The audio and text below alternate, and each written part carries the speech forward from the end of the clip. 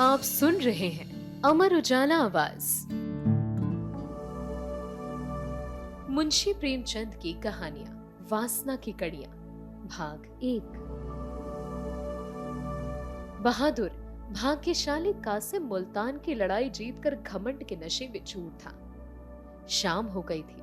लश्कर के लोग आरामगाह की तलाश में नजरें दौड़ाते थे, लेकिन कासिम को अपने नामदार मालिक की खिदमत में पहुंचने का शौक उड़ाए लिए जाता था। उन तैयारियों का ख्याल करके जो उसके स्वागत के लिए दिल्ली में की गई होंगी, उसका दिल उमंगों से भरा था। सड़कें बंधनवारों और झाड़ियों से सजी होंगी। चौराहों पर नौबत खाने अपना सुहाना राग आलापेंगे। ज्यों ही मैं सरे शहर के अंदर दाखिल होऊंगा, शहर में शोर मच जाएगा।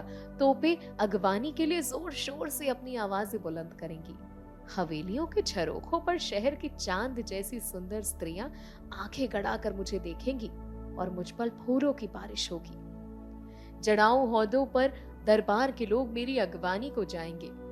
इस शान से दीवाने खास तक जाने के बाद जब मैं अपने हुजूम के खिदमत में पहुंचूंगा, तो वो बाहें खोले हुए मुझे सीने से लगाने के लिए उठेंगे और मैं बड़े आदर से उनके पैरों को चूम लूंगा।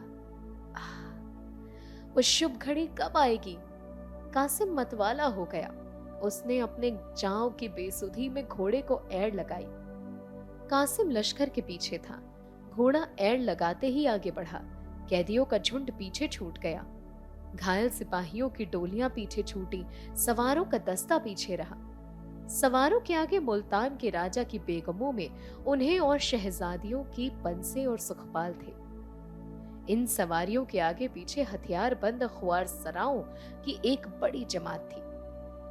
कासिम अपने रौ में घोड़ा बढ़ाए चला आता था। एकाएक उसे एक सजी हुई पालकी से दो आंखें झांकती हुई नजर आईं। कासिम ठिठक गया। उसे मालूम हुआ कि मेरे हाथों के तोते उड़ गए हैं। उसे अपने दिल में एक कंकपी, एक कमजोरी और बुद्धि पर एक उन्माद सा अनुभव हुआ। उसका आसन खुद ब खुद ढीला पड़ गया। तनी हुई गर्दन झुक गई। नजरें नीची हुई। वो दोनों आंखें तो चमकते और नाचते हुए सितारों की तरह, जिनमें जादू का सा आकर्षण था, उसके आदल के गोशों में बैठी।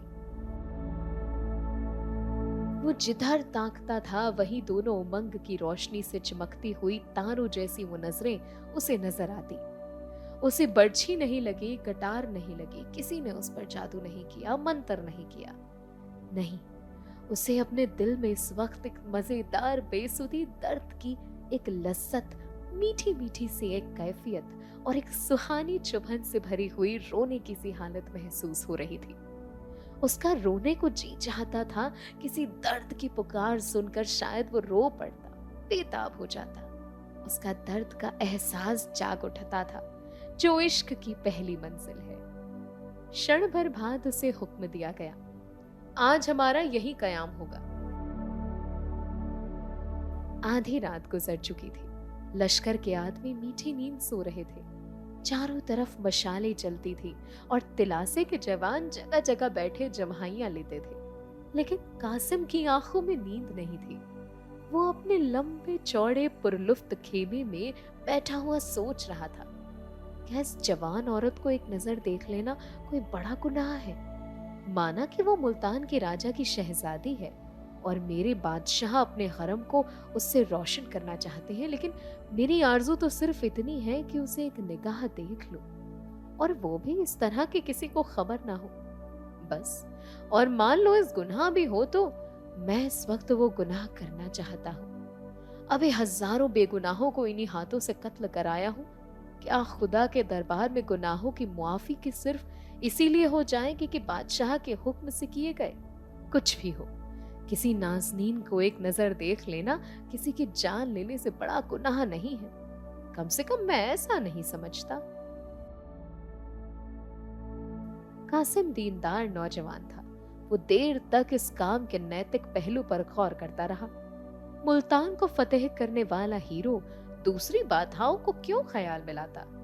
उसने अपने खेमे से बाहर निकलकर देखा, बेगमों के खेमे थोड़ी ही दूर पर खड़े हुए थे। कासिम ने तजान बुझकर अपना खेमा उसके पास लगाया था। इन खेमों के चारों तरफ कई मशालें जल रही थी और 5 हबशी ख्वाजा सरा रंगी तलवारें लिए टहल रहे थे। कासिम आकर मनसद पर लेट गया और सोचने लगा, इन कमबख्तों को क्या नींद ना आएगी और चारों तरफ इतनी मशालें क्यों जला रखी हैं? इनका गुल होना जरूरी है। इसीलिए पुकारा, मसरूर। हुजूर फरमाइए। मशाले बुझा दो, मुझे नींद नहीं आती। हुजूर, रात अंधेरी है। हाँ, जैसी हुजूर की मर्जी। ख्वाजा सरा चला गया और एक पल में सबकी सब मशालें गुल हो गई। अंधेरा छा गया। थोड़ी देर में एक औरत शहजादी के खेमे से निकलकर पूछा, मसरूम, सरकमार पूछती हैं ये मशाले क्यों बुझा दी गई? मशरूम बोला, सिपाहदार साहब की मर्जी। तुम लोग होशियार रहना, मुझे उनकी नियत साफ नहीं मालूम होती। कासिम उत्सुकता से व्यर्थ होकर कभी लेटता था, कभी उठ बैठता था, कभी टहलने लगता। बार बार दरवाजे पर आकर देखता, लेकिन पांचों ख्वार जरा देवों की तरह डटे हुए थे। कासिम को इस वक्त अपनी धुन थी कि शहजादे का दर्शन कर ले। अंजाम की फिक्र, बदनामी का डर और शाही गुस्से का खतरा उस पुरजोर ख्वाहिश के नीचे दब गए थे। घड़ियाल ने 1 बजाया। कासिम यूं चौंक पड़ा, कोई अनहोनी बात हो गई हो, जैसे कचहरी में बैठा कोई फरियादी अपने नाम की पुकार सुनकर चौंक पड़ता है। ओहो, 3 घंटे में सुबह हो जाएगी, खेमे उजड़ जाएंगे, लश्कर कूच कर देंगे। वक्त तंग है, अब देर करने की हिचकिचाने की गुंजाइश नहीं है। कल दिल्ली पहुंच जाएंगे, अरमान दिल में क्यों रह जाए। किसी तरह इन हरामखोर ख्वाजा सराहों को चकमा देना चाहिए। उसने बाहर निकलकर आवाज दी, मसरूर। हुजूर फरमाइए। होशियार होना। हजूर, पलक तक नहीं झपकी। नींद तो आती ही होगी, कैसी ठंडी हवा चल रही है। तब हुजूर ही ने अभी तक आराम नहीं फरमाया तो गुलामों को क्यों नींद आएगी? मैं तुम्हें कुछ तकलीफ देना चाहता हूँ। कहिए हुजूर।